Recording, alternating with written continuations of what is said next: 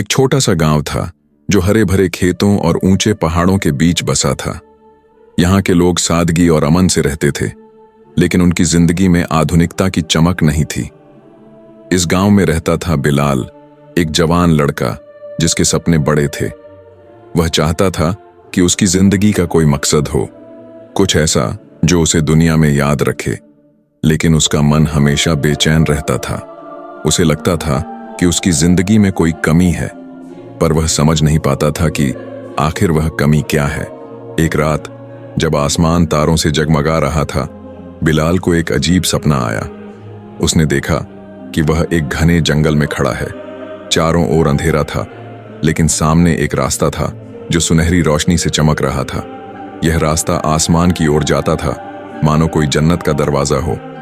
रास्ते के किनारे एक बूढ़ा शख्स खड़ा था जिसके चेहरे पर नूर झलक रहा था। उसकी दाढ़ी सफेद थी और आंखों में सुकून की गहराई थी। उसने बिलाल को पुकारा, है बिलाल, यह राह-ए-हिदायत है। इसे पाने के लिए तुझे अपने दिल की गहराइयों में जाना होगा, लेकिन सावधान, इस रास्ते में शैतान की चालें तेरा इम्तिहान लेंगी। अगर तू सच्चाई, सब्र और अल्लाह की याद पर कायम रहा तो यह राह तुझे मंजिल तक ले जाएगी। बिलाल की आंख खुली तो वह पसीने से तर था। उसका दिल जोर जोर से धड़क रहा था। उसने सोचा, यह कोई साधारण सपना नहीं, अल्लाह मुझे कुछ दिखाना चाहता है। अगले दिन वह गांव के बुजुर्ग हाजी यूसुफ के पास गया। हाजी साहब गांव के सबसे समझदार और नेक इंसान थे। बिलाल ने उन्हें अपना सपना सुनाया। हाजी साहब ने गहरी सांस ली और मुस्कुराते हुए कहा, बिलाल, यह अल्लाह का बुलावा है। तेरा सपना एक निशानी है कि तुझे हिदायत की राह पर चलना है, लेकिन यह रास्ता आसान नहीं। 3 चीजें याद रख, 5 वक्त की नमाज, सच्चाई और दूसरों की मदद। यही तुझे उस मंजिल तक ले जाएंगी जो तेरा दिल तलाश रहा है। बिलाल ने ठान लिया कि वह इस राह पर चलेगा। उसने उसी दिन से 5 वक्त की नमाज शुरू की। हर सुबह फज्र की नमाज के लिए वह मस्जिद जाता और रात को ईशा की नमाज के बाद कुरान पढ़ता। उसने सच बोलने की आदत डाली, चाहे कितना ही नुकसान क्यों ना हो। गांव वालों की छोटी मोटी मदद करने लगा, जैसे किसी का सामान उठाने में मदद करना या किसी गरीब को अपने खेत से अनाज दे देना। धीरे धीरे लोग उसकी नेकी की चर्चा करने लगे, लेकिन बिलाल का दिल अभी भी पूरी तरह सुकून में नहीं था। उसे लगता था कि उसका इम्तिहान अभी बाकी है। एक दिन गांव में एक अफवाह फैली। किसी ने कहा कि पास के जंगल में एक पुराना खजाना छिपा है, जो सैकड़ों साल पहले एक अमीर व्यापारी ने दफनाया था। यह सुनकर गांव में हलचल मच गई। लोग लालच में पड़ गए और खजाना ढूंढने के लिए जंगल की ओर चल पड़े।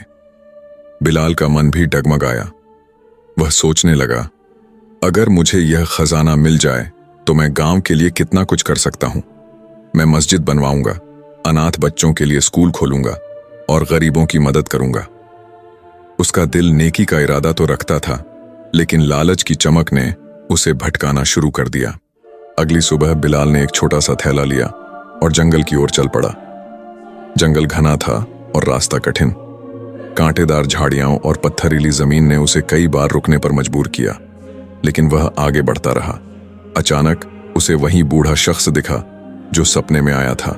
उसने गंभीर आवाज में कहा, बिलाल रुक जा, यह रास्ता खजाने का नहीं, लालच का है। शैतान ने तुझे फुसलाया है।